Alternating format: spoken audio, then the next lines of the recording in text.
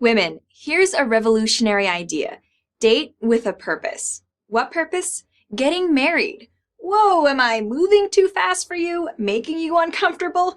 Dating, you say, is just, well, dating. You know, hookups, casual flings, having fun. Yeah? Who said so? Don't get me wrong, I'm all for fun, but I'm interested in something deeper here, like happiness. I'm certainly not saying that marriage should be the first topic of conversation. At least wait until the pizza is served. Just kidding. But I am saying that you need to ask yourself this question. Why do you want to go on a date with someone? Physical attraction? That's important. Common interest in something?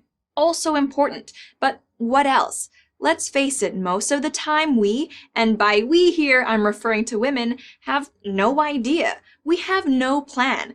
That's okay as far as it goes, but as far as it goes is not very far and frankly not very smart. But let's play out the scenario.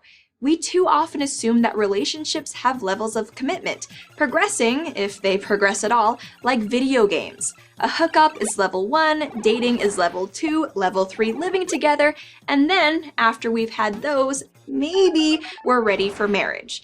But in fact, relationships usually don't progress that way. Hookups arise out of whim, impulse, or simple attraction. Dating is often based on compatibility or convenience, and sometimes on the hope that something serious might develop. Living together may be based on real love and a tryout for marriage, but it can also be based on less serious considerations like lack of other opportunities, desire for a roommate, or the inability to afford a single apartment. But marriage is a different enterprise entirely.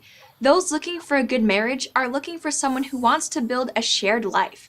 They're looking for someone who shares their values and beliefs, moral, political, and, where applicable, religious. They view each other not only as a partner, but as something even more profound, husband and wife.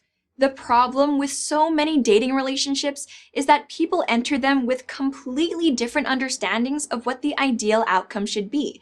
He wants X and she wants Y, and it's easy to get distracted and fooled by superficial compatibility. They're thrilled they both like kombucha, kayaking, and karaoke on the weekends. That's all great, but when do you get down to the stuff that really matters over the long run? Stuff like marriage, family, faith, and values.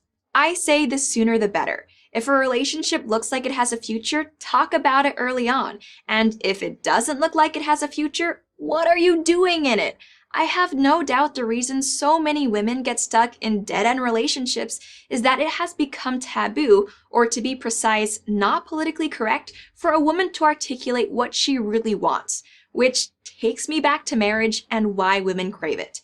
Here are 3 reasons: protection, commitment, love. Nothing wrong with wanting those things. It is something women have wanted and great societies have valued for thousands of years. It is something men still want too.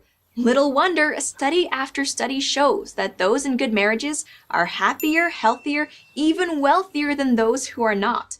Like anything you want, you have to work toward it, and anything that isn't moving you toward your goal is a waste of time. What's the difference between living with someone and marriage?